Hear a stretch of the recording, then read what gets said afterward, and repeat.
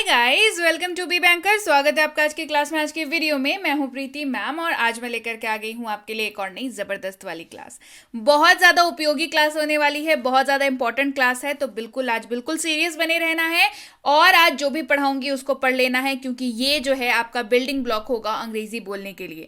तो आज पढ़ेंगे सबसे ज़्यादा उपयोगी शब्द, यानी कि सबसे ज़्यादा उपयोग में आने वाले शब्द जिसका इस्तेमाल आप अंग्रेजी बोलने के वक्त करते हैं, कर सकते हैं। चलिए शुरू करें आज की क्लास। उसके पहले अगर चैनल पर नए हैं, पहली बार इस क्लास को देख रहे हैं, जल्दी से कर लीजिए चैनल को सब्सक्राइब करते वक्त बेल आइकॉन दबाना बिल्कुल नहीं भूलना है, ताकि जब भी हमारी कोई नई क्लास आए सबसे पहले आपको पता लग जाए। आप सीधे सीधे हमसे जुड़ सकते हैं इस व्हाट्सएप नंबर के जरिए हमारी बुक्स, हमारी ई बुक्स, हमारी पेड कोर्सेज के बारे में जानने के लिए, और ये वाली क्लास, इसके जैसी ढेरों क्लास डायरेक्टली अपने मोबाइल तक पाने के लिए आप कर सकते हैं हमें किसी भी सोशल मीडिया साइट्स पर फॉलो। तो चलिए शुरू करें आज की क्लास। सबसे पहला जो शब्द है वो है इज, IS पढ़ते हैं इसको। इज, इसका अर्थ होता है। क्या अर्थ होता है? इसका अर्थ होता है। रूल जान लीजिए, इसका इस्तेमाल आप ही, शी, इट और किसी भी नाम के साथ कर सकते हैं। जैसे he is, she is, it is, या कोई भी नाम ले लीजिए, रोहन, रोहन इज। ठीक है, तो आप किसी भी नाम के साथ, इट के साथ, शी के साथ और ही के साथ इस का इस्तेमाल कर सकते हैं और अर्थ जो है उसका होता है इस्तेमाल। चलिए देखें, वह एक डॉक्टर है, ही इज अ डॉक्टर। वह एक डॉक्टर है, ही इज अ डॉक्टर।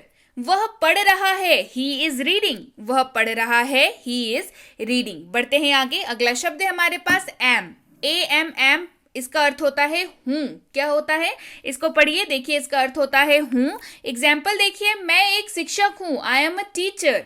मैं एक शिक्षक हूं, आई एम अ टीचर। मैं पढ़ रहा हूं, आई एम स्टडिंग।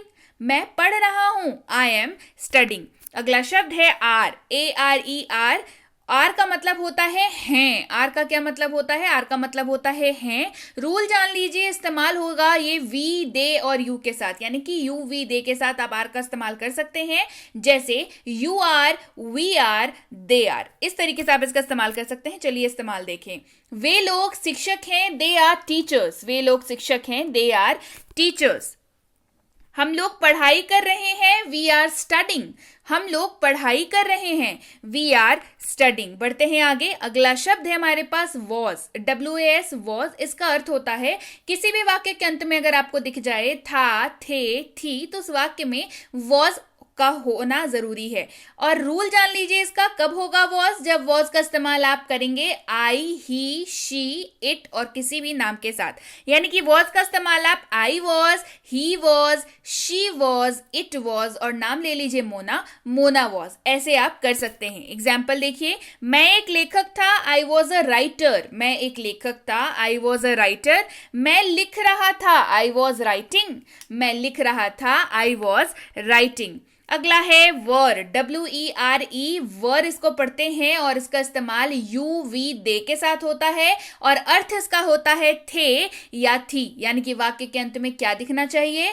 थे या थी। एग्जाम्पल देखिए, हम खेल रहे थे, वी वर प्लेइंग। हम खेल रहे थे, वी वर प्लेइंग। हम व्यापारी थे, वी वर बिजनेसमैन। हम व्यापारी थे, वी वर बिजनेसमैन। अगला शब्द है हमारे पास विल, जिसका अर्थ होता है गा, गे, गी, यानी कि वाक्य में अगर विल है तो वाक्य के अंत में आपको हिंदी वाक्य में क्या दिख जाएगा? गा, गे, गी। और ध्यान रखने वाली बात यह है कि विल का इस्तेमाल आप सारे सब्जेक्ट्स के साथ कर सकते हैं, यानी कि आई, ही, शी, इट, नेम और यू, वी, दे, इन सब के साथ आप विल का इस्तेमाल आराम से कर सकते हैं। चलिए इस्तेमाल देखें। ही विल स्टडी, वह पढ़ाई करेगा। वह पढ़ाई करेगा, ही विल स्टडी। वह पढ़ाई करेगा, ही विल स्टडी। वह स्टडी कर रहा होगा, ही विल बी स्टडिंग। वह पढ़ाई कर रहा होगा या वह स्टडी कर रहा होगा, ही विल बी स्टडिंग। अगला शब्द है हमारे पास विल हैव, विल और साथ में लग गया हैव। काफी तगड़ा कॉम्बिनेशन है और इसका जो है, इसको आपको याद रखना जरूरी है, क्योंकि ये आपकी बहुत बड़ी मतलब जो स्पीकिंग की प्रॉब्लम है उसको सॉल्व कर देता है। जैसे इसका अर्थ होता है चुका हूंगा, चुके होंगे, चुकी होगी, इसका अर्थ होगा। और इसका इस्तेमाल जो है वो आप सारे सब्जेक्ट्स के साथ कर सकते हैं, यानी कि I, you, we, they, he, she, it और किसी भी नाम के साथ। अब चलिए इस्तेमाल देखिए तो समझ आए। मैं खा चुका हूंगा, आई विल हैव ईटन। मैं खा चुका हूंगा, आई विल हैव ईटन। आप खा चुके होंगे, यू विल हैव ईटन। आप खा चुके होंगे, यू विल हैव ईटन। अगला शब्द है कैन, CAN पढ़ते हैं इसको, कैन। अर्थ इसका होता है सकता है, सकती है, सकता हूं या सकते हैं। और ये जो है इस्तेमाल होता है ऐसे वाक्यों के साथ जो क्षमता दिखाने का काम करते हैं, यानी कि एबिलिटी को दर्शाने वाला वाक्य जो होता है उसमें कैन का इस्तेमाल किया जाता है। रूल जान लीजिए, सबके साथ इस्तेमाल होगा, I, you, we, they, he, she, it और किसी भी नाम के साथ ये आराम से इस्तेमाल किया जा सकता है। इस्तेमाल देखिए, हम लोग ये कर सकते हैं, वी कैन डू दिस, हम लोग यह कर सकते हैं, वी कैन डू दिस। तो अब यहाँ पे हो क्या रहा है, यहाँ पे आप क्षमता दिखाने वाली बात कह रहे हैं, यानी कि ये बता रहे हैं कि हाँ कि कर सकते हैं, क्यों नहीं कर सकते हैं। ठीक है, चलिए बढ़ते हैं आगे। अगला शब्द है हमारे पास कुड, COULD पढ़ते हैं इसको, कुड। अर्थ इसका होता है सका, सकी, सके या सकता था, सकती थी, सकते थे। इस दोनों ही तरीकों से आप इसका इस्तेमाल कर सकते हैं। और ये क्योंकि कैन शब्द का पास्ट है ना, कैन जो है शब्द जो अभी अभी पढ़ाया उसका जो है ये पास्ट है, तो ये भी एबिलिटी ही दिखाता है। कैन क्या दिखाता है भाई, अभी बताया, एबिलिटी दिखाता है। एबिलिटी वाले वाक्यों में इसका इस्तेमाल होता है, तो कुड का इस्तेमाल भी वैसे ही करेंगे, ये पास्ट है कैन का। और इसका इस्तेमाल भी I, you, we, they, he, she, it और किसी भी नाम के साथ आप कर सकते हैं। इस्तेमाल देखिए, मैं यह नहीं कर सका, I could not do it. मैं यह नहीं कर सका, I could not do it. अगला शब्द है हमारे पास कैन बी, कैन बी। ध्यान से सुनिएगा इसका अर्थ है जा सकता है, जा सकती है, जा सकते हैं।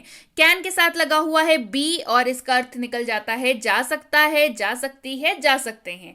और इसका इस्तेमाल आप सबके साथ कर सकते हैं, I, you, we, they, he, she, it और किसी भी नाम के साथ आप इसका इस्तेमाल कर सकते हैं। चलिए इस्तेमाल देखेंगे। उसे धोखा दिया जा सकता है, ही कैन बी चीटेड। उसे धोखा दिया जा सकता है, ही कैन बी चीटेड। अगला शब्द है हमारे पास हैव, HAVE, हैव। अर्थ इसका होता है पास है, जब ये मेन वर्ब के तौर पर इस्तेमाल किया जाता है। यानी कि हैव का इस्तेमाल जब भी आप मेन वर्ब के तौर पर करें तब उसका जो अर्थ है वाक्य में क्या निकल के आएगा, पास है, ये निकल के आएगा। और हैव का इस्तेमाल आप सारे सब्जेक्ट के साथ नहीं कर सकते हैं, आप इसका इस्तेमाल आई, यू, वी और दे के साथ ही कर सकते हैं। ठीक है, I have, you have, we have, they have, इनके साथ आप हैव का इस्तेमाल कर सकते हैं। चलिए इस्तेमाल देखेंगे। मेरे पास एक बुक है, आई हैव अ बुक। मेरे पास एक बुक है, आई हैव अ बुक। अब देखते हैं हैव का इस्तेमाल हेल्पिंग वर्ब के तौर पर। जी हाँ, आपने ठीक समझा। हैव का हम लोग दो तरीके से इस्तेमाल कर सकते हैं, एक मेन वर्ब के तौर पर, एक हेल्पिंग वर्ब के तौर पर। भाई तो फर्क क्या है, मेन वर्ब के तौर पर जब हैव का इस्तेमाल किया जाता है तो उसका एक शाब्दिक अर्थ आपको वाक्य में मिल जाता है। लेकिन हेल्पिंग वर्ब, क्योंकि जैसे कि आपको नाम से ही पता चल रहा होगा कि वाक्यों को बनने में ये मदद करता है, इसीलिए इसको हेल्पिंग वर्ब कहते हैं। और इसका एग्जैक्टली शाब्दिक कोई अर्थ जो है हेल्पिंग वर्ब के तौर पर जब ये इस्तेमाल हो तब नहीं मिल पाता है। इसका इस्तेमाल भी आप आई, यू, वी और दे के साथ कर सकते हैं। एग्जाम्पल, आप पढ़ाई कर चुके हैं, यू हैव स्टडीड। अब ध्यान से देखिए इस वाक्य को, अगर इस वाक्य से हैव को हटा दिया जाए तो बन जाएगा यू स्टडीड। अब इस वाक्य का ऐसे तो कोई अर्थ नहीं निकल कर आ रहा है, लेकिन जैसे ही हमने इसमें हैव लगाया, यू हैव स्टडीड, तो ये बन गया आप पढ़ाई कर चुके हैं। तो इसीलिए हैव जो है यहाँ पे हेल्पिंग वर्ब का रोल प्ले कर रहा है, यानी कि वाक्य को बनने में मदद कर रहा है। तो हुआ ना हेल्पिंग वर्ब। चलिए बढ़ते हैं आगे। अगला है हैज, HAS, हैज। इसका अर्थ होता है पास है। तो भाई हैव से कैसे डिफरेंट है, तो भाई यूजेज में डिफरेंट है। ही, शी, इट और किसी भी नाम के साथ आप हैज का इस्तेमाल करेंगे। और हैज का इस्तेमाल भी दो तरीके से किया जाता है, मेन वर्ब और हेल्पिंग वर्ब, दोनों ही तरीकों से हैज का इस्तेमाल आप कर सकते हैं। एग्जाम्पल देखिए, उसके पास एक कार है, ही हैज अ कार। उसके पास एक कार है, he has a car. Has का इस्तेमाल जब हेल्पिंग वर्ब के तौर पर करेंगे तो भी वो ही, शी, इट और किसी भी नाम के साथ आराम से इस्तेमाल होगा। बढ़ते हैं आगे। अगला है हैड, HAD, had, अर्थ इसका होता है पास था, और ये भी दो तरीके से इस्तेमाल होता है, यानी कि मेन वर्ब और हेल्पिंग वर्ब, दोनों तरीकों से इसका इस्तेमाल होता है। तो सबसे पहले मेन वर्ब का इस्तेमाल देखेंगे, जहां पे ये इस्तेमाल हो जाएगा सारे सब्जेक्ट्स के साथ, यानी कि I, you, we, they, he, she, it और किसी भी नाम के साथ हैड का जो है आप इस्तेमाल करेंगे, अर्थ निकल करके आएगा पास था, जब आप मेन वर्ब के तौर पर इस्तेमाल करेंगे।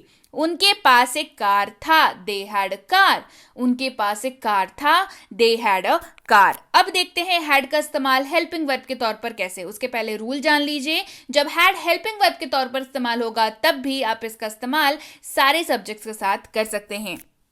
वह पढ़ाई कर चुका था, he had studied, वह पढ़ाई कर चुका था, he had studied। अगला है have been, अगला शब्द क्या है हमारे पास, have been। have been का इस्तेमाल I, you, we, they सबके साथ कर सकते हैं, और इसका जो अर्थ है ध्यान से सुन लीजिएगा, ता आ रहा हूं, ते आ रहे हैं, ती आ रही है। यहाँ पे क्या लिखा हुआ है, यहाँ पे लिखा हुआ है ती आ रही है, ठीक है, ती आ रही है। ध्यान से मैं बता दे रही हूँ, ये थोड़ा सा है ऐसे, ती आ रही है लिखा हुआ है यहाँ पे। एग्जाम्पल देखिए, मैं खाता आ रहा हूं, आई हैव बीन ईटिंग, मैं खाता आ रहा हूं, आई हैव बीन ईटिंग। आप खाते आ रहे हैं, यू हैव बीन ईटिंग, आप खाते आ रहे हैं, यू हैव बीन ईटिंग। अगला है हैज बीन, अगला शब्द हमारे पास क्या है, हैज बीन। तो अलग क्या है इसमें, इसका इस्तेमाल ही, शी, इट और किसी भी नाम के साथ आप कर सकते हैं। इसका अर्थ निकल करके आता है ते आ रहे हैं, ती आ रही है, ते आ रहे हैं और ती आ रही है। चलिए इस्तेमाल देखें, वो गाती आ रही है, शी हैज बीन सिंगिंग, वो गाती आ रही है, शी हैज बीन सिंगिंग।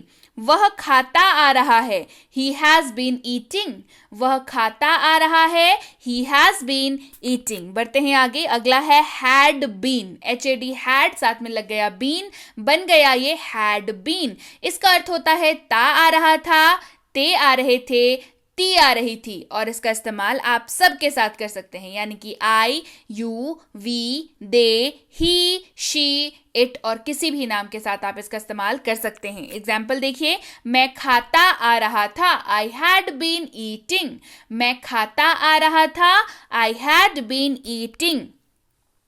आप खाते आ रहे थे, यू हैड बीन ईटिंग, आप खाते आ रहे थे, यू हैड बीन ईटिंग। अगला शब्द है हमारे पास हैव टू, हैव टू।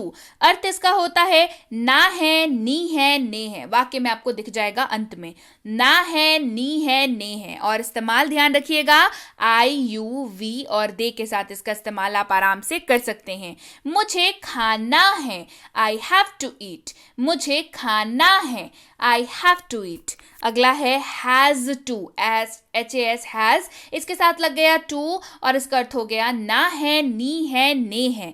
लेकिन इसका इस्तेमाल जो है वो हैव से अलग है, ही, शी, इट और किसी भी नाम के साथ आप इसका इस्तेमाल कर सकते हैं। एग्जाम्पल के तौर पर, उसे जाना है, ही हैज टू गो, उसे जाना है, ही हैज टू गो। अगला शब्द है हैड टू, HAD हैड साथ में लगा टू, बन गया ये ना था। क्या बन गया, ना था। और इसका इस्तेमाल आप सारे सब्जेक्ट्स के साथ कर सकते हैं, जैसा कि मैंने बताया, I, you, we, they, he, she, it और किसी भी नाम के साथ कर सकते हैं। उसे जाना था, ही हैड टू गो, उसे जाना था, he had to go. Be, be का अर्थ होता है हो, BE पढ़ते हैं इसको बी, इसका अर्थ होता है हो। इस्तेमाल देखिए, कोई भी हो सकता है, इट कैन बी एनीवन, कोई भी हो सकता है, it can be anyone. Being, BEING, being मतलब हो रहा है या किया जा रहा है, हो रहा है या किया जा रहा है। इस्तेमाल देखिए, ये मेरे लिए कठिन हो रहा है, it's being tough for me, ये मेरे लिए कठिन हो रहा है, it's being tough for me. अगला है बीन, BEEN, बीन, जिसका अर्थ होता है ता आ रहा हूं, ती आ रही है, ती आ रही हूं, ते आ रहे हैं, ता आ रहा है। इन चारों की जगह पे वाक्य के अंत में आपको ये दिख जाएंगे, वहां पे आप BEEN, बीन का इस्तेमाल कर सकते हैं। इस्तेमाल देखिए, मैं काम करता आ रहा हूं, आई हैव बीन वर्किंग, मैं काम करता आ रहा हूं, I have been working. Should का अर्थ होता है चाहिए। शुड का क्या अर्थ होता है? शुड का सीधा सीधा अर्थ होता है चाहिए। तुम्हें जाना चाहिए, यू शुड गो। तुम्हें जाना चाहिए, यू शुड गो। अगला है वुड। वुड का इस्तेमाल आप गा, गे, गी वाक्य के अंत में अगर आ रहा हो तो कर सकते हैं। इस्तेमाल देखेंगे, वह खेल रहा होगा, ही वुड बी प्लेइंग। वह खेल रहा होगा, he would be playing. Might, MIGHT, might, इसका अर्थ होता है शायद हो सकता है, शायद हो सकता है। इस्तेमाल देखिए, वह शायद जा सकता है, ही माइट गो। वह शायद जा सकता है, ही माइट गो। बढ़ते हैं आगे, अगला शब्द है हमारे पास मस्ट, MUST। पढ़ते हैं इसको, मस्ट, जिसका अर्थ होता है अवश्य चाहिए। क्या अर्थ होता है? अवश्य चाहिए। तुम्हें अवश्य जाना चाहिए, यू मस्ट गो। तुम्हें अवश्य जाना चाहिए, यू मस्ट गो।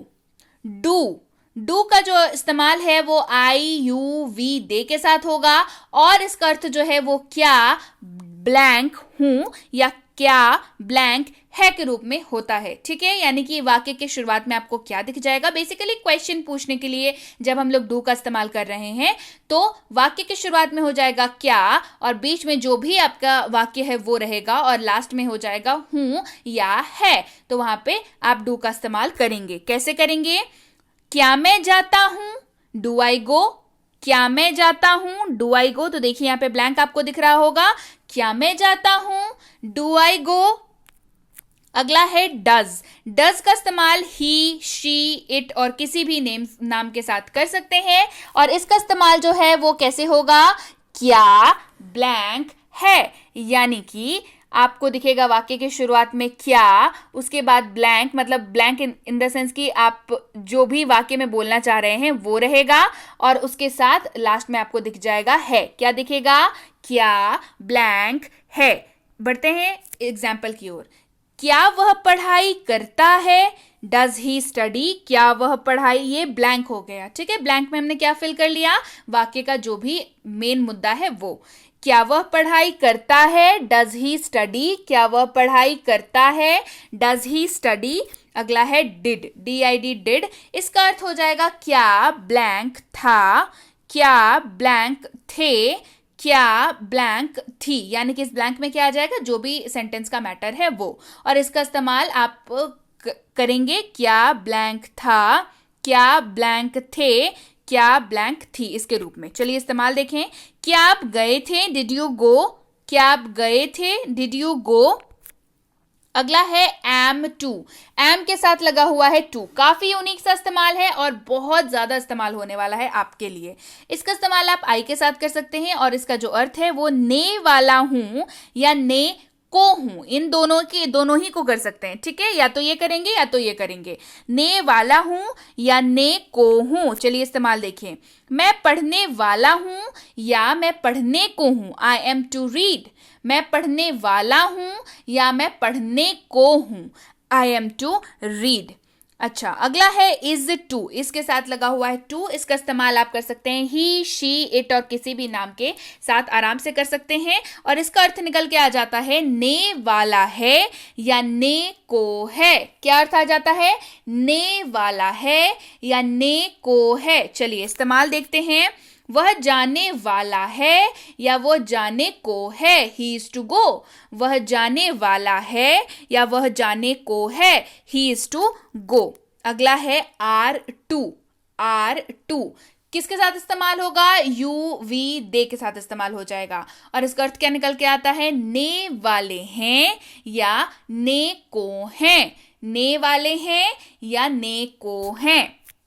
इस्तेमाल देखिए। हम लोग जाने वाले हैं या हम लोग जाने को हैं। दोनों ही आप इस्तेमाल कर सकते हैं, जो आपकी इच्छा है। अंग्रेजी सेम रह जाएगी। We are to go. We are to go. Clear हो गई बात? आ गई समझ में? समझ आया कितने इंपॉर्टेंट ये शब्द हैं, कैसे आप इसका इस्तेमाल जान करके बहुत आराम से अंग्रेजी बोल सकते हैं। तो यस गाइस, ये थी आज की क्लास कैसी लगी कमेंट करके बताना बिल्कुल मत भूलिएगा। क्लास जब पसंद आ गई है तो लाइक कर दीजिए जल्दी से, और कर दीजिए शेयर अपने दोस्तों में, रिश्तेदारों में, जिनको भी करना है शेयर कर दीजिए भाई। और चैनल को नहीं किया है सब्सक्राइब अगर अभी तक, तो जल्दी से कर लीजिए चैनल को भी सब्सक्राइब। इसके साथ ही बेसिक प्लस स्पोकन इंग्लिश की ई बुक आ चुकी है, इसकी कोर्स भी खत्म हो चुकी है। जिनको नहीं पता बता दूं, बेसिक प्लस स्पोकन इंग्लिश एक 15 दिनों का फ्री स्पोकन इंग्लिश का कोर्स है जो कंप्लीट करा दिया है। प्लेलिस्ट अवेलेबल है चैनल पर, और आप जो है इस प्लेलिस्ट को मंगा सकते हैं इस नंबर पर व्हाट्सएप करके, यानी कि आपको मैसेज में लिख के भेजना होगा मुझे बेसिक प्लस स्पोकन इंग्लिश की कोर्स चाहिए। कोर्स के साथ साथ ई बुक भी आ चुकी है, तो ई बुक के लिए भी आपको लिखना होगा कि और मुझे उसकी ई बुक भी चाहिए। तो आपको ये दोनों चीजें हमारी टीम द्वारा भेज दिया जाएगा। मिनी स्पोकन इंग्लिश कोर्स और उसकी ई बुक भी आ चुकी है, यानी कि मिनी स्पोकन इंग्लिश कोर्स भी हो चुका है खत्म। इसमें मिल जाता है आपको दुनिया का हर वो वाक्य जिसका इस्तेमाल आप कर सकते हैं अंग्रेजी बोलते वक्त, और उसके स्ट्रक्चर्स, रूल्स क्या है, कैसे इस्तेमाल करेंगे, ये सारी चीजें मिल जाती हैं। और इसकी ई बुक भी आ चुकी है। तो आपको अगर अभी तक ये दोनों चीजें नहीं मिली है, यानी कि ये कोर्स और इसकी ई बुक, तो आपको करना होगा व्हाट्सएप मैसेज लिख करके मुझे मिनी स्पोकन इंग्लिश कोर्स और उसकी ई बुक चाहिए। तो आपको ये दोनों चीजें हमारी टीम द्वारा भेज दी जाएंगी। बेहद जल्द ये 3 किताबें आ रही हैं, साथ आ रहा है पूरा का पूरा किट। तो बिल्कुल स्टे ट्यून्ड रहिएगा, यानी कि जुड़े रहिएगा जानने के लिए कि कब ये किताबें लॉन्च कर रही हूँ। इसके साथ ही अगर आप जुड़ना चाहते हैं हमसे हमारे premium WhatsApp spoken English course में, तो इसकी इंक्वायरी आप इस नंबर पर कर सकते हैं। इंक्वायरी किस बात की करनी है भाई? इस बात की करनी है क्या कोर्स है, कितने दिनों का है, आप कब तक सीख जाएंगे, आप कैसे एडमिशन ले सकते हैं, और आप कैसे इस अगली बैच इसकी कब शुरू हो रही है ये कैसे आप पता कर सकते हैं। तो आपको इस नंबर पर व्हाट्सएप मैसेज करना होगा व्हाट्सएप का कि मुझे प्रीमियम व्हाट्सएप स्पोकन इंग्लिश के बारे में जानकारी चाहिए, ठीक है। अच्छा, बेसिक इंग्लिश ग्रामर कोर्स अगर करना चाहते हैं तो उसके लिए भी आपको इस नंबर पर व्हाट्सएप मैसेज करके पूछना होगा कि मुझे बेसिक इंग्लिश ग्रामर कोर्स के बारे में डिटेल चाहिए। तो आपको ये इसकी डिटेल्स हमारी टीम द्वारा भेज दी जाएंगी। अगर बच्चों को ग्रामर सिखाने वाली डिटेल्स चाहिए, इस कोर्स के बारे में डिटेल्स चाहिए, तो इसके लिए भी आपको इसी नंबर पर इंक्वायरी करनी है। स्कूल जाने वाले बच्चे हैं, और अगर आपको राइटिंग सेक्शन में प्रॉब्लम लगता है, यानी कि ऐसे writing, debate writing, letter writing, notice writing, इसमें दिक्कत होती है और ग्रामर में दिक्कत होती है, तो ये कोर्स आप ही के लिए है। इसके लिए भी आपको इसी नंबर पर इंक्वायरी करनी है। और अगर आप वाकई एक सीरियस एस्पिरेंट हैं और ऐसे किसी भी कॉम्पिटिटिव एग्जाम की तैयारी कर रहे हो जिसमें अंग्रेजी पूछी जाती है, तो ये कोर्स बिल्कुल बिल्कुल आपके लिए है।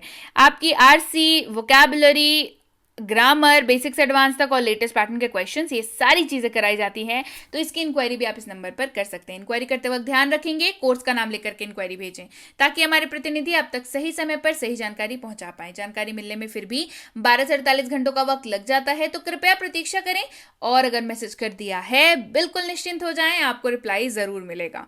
Clear? So yes guys, that's it for today. Thank you so much for watching. Be with Be Banker, empowering life through knowledge. Thank you so much for watching.